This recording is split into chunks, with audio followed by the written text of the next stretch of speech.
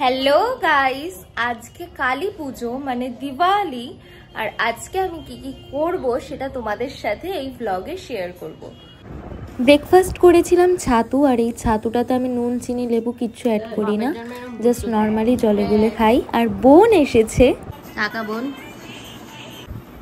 এখানে গেম খেলছে, ওর স্নানও হয়ে গেছে। তারপর আমি একটু কদবেল মাখা করেছিলাম। আমার স্নান ডান, এবার খাবো আর একটু দোকানে যাব, একটা কাজ আছে। আর তারপর রেডি হব, কারণ আজকে দিওয়ালি, সাজতে তো হবেই। I have to look good. আর তোমাদের সাথে শেয়ার করবো আমি কিভাবে সাজলাম আর কোথায় কোথায় গেলাম আর কত বাজি ফাটালাম।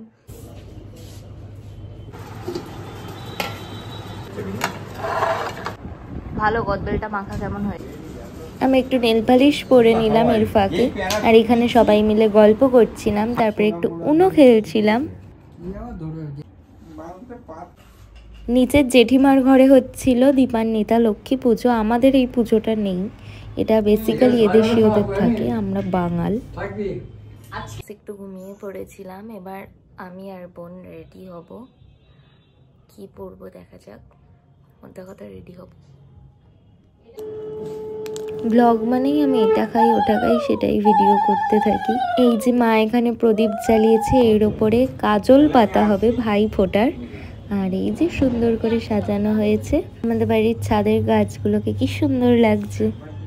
এরপরেই আমি একটু চা খেয়ে নিলাম, তারপর দরজার সামনে স্টিকারগুলো লাগাচ্ছিলাম, আর তারপর চালাচ্ছিলাম মোমবাতি।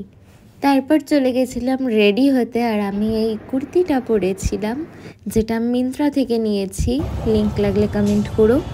আমি আর বোন রেডি হয়ে গেছিলাম, তারপর অনেক ঠাকুর দেখবো আর কিছু খাবো, তারপর বাড়ি গিয়ে বাজি ফাটাবো। এই পুজোটা আমাদের বাড়ির এত কাছে হওয়া সত্ত্বেও আমি এবার প্রথম দেখছি, আর মায়ের মূর্তিটা খুব সুন্দর।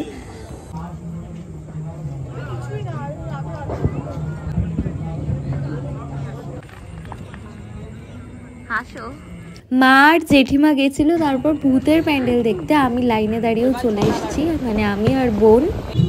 আরও কটা ঠাকুর দেখেছিলাম, এটা হয়েছিল আমাদের বাড়ি থেকে একটু দূরে।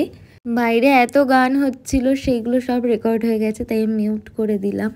ঠাকুর দেখতে দেখতে খিদে পেয়ে গেছে, আমরা চলে গেছিলাম পিৎজা খেতে। প্রায় 9:30 নাগাদ একটা পিৎজা নিয়েছিলাম আমরা। এই যে ফার্স্টেই সাপ বাজি ফাটাচ্ছি, তারপর তারাবাতি, রকেট, অনেক কিছু ফাটিয়েছি।